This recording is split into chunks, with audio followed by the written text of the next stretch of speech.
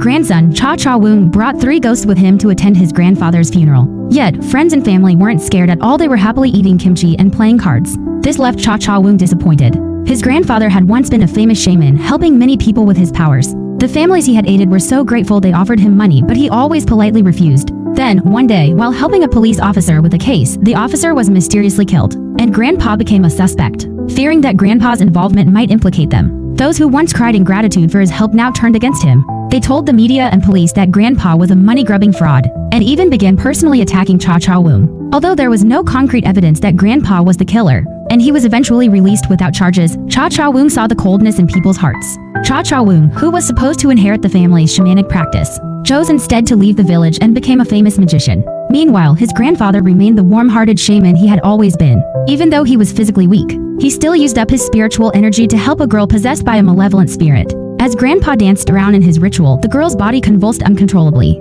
He then took out a large knife, pretending to cut her repeatedly. Suddenly, the girl bit his arm and threw herself onto him. With all his strength, Grandpa flung her off and grabbed a handful of black beans, hurling them at her.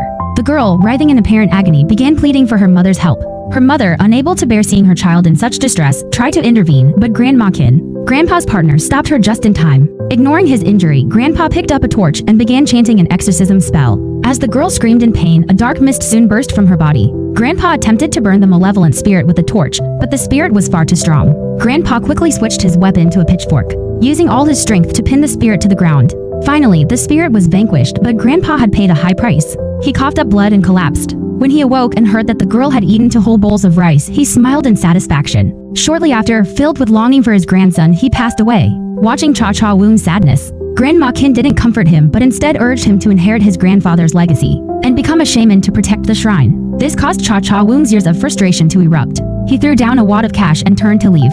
Meanwhile, the 3 ghosts he had brought were shamelessly stuffing their mouths with food, knowing that the other guests couldn't see them. When Cha Cha Woong called for them, they quickly left, taking more food with them. These weren't ordinary ghosts, they each had an unfulfilled wish in the human world. As a descendant of a shaman, Cha Cha Woong could not only see ghosts but also share his spiritual power with them, giving them the ability to interact with physical objects.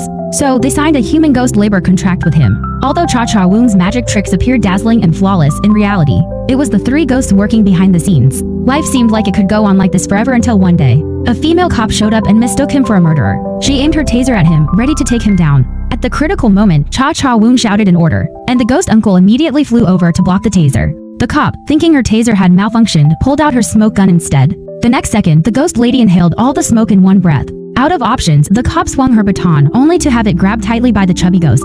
Now completely bewildered, the cop demanded to know what was going on with Cha Cha Woong.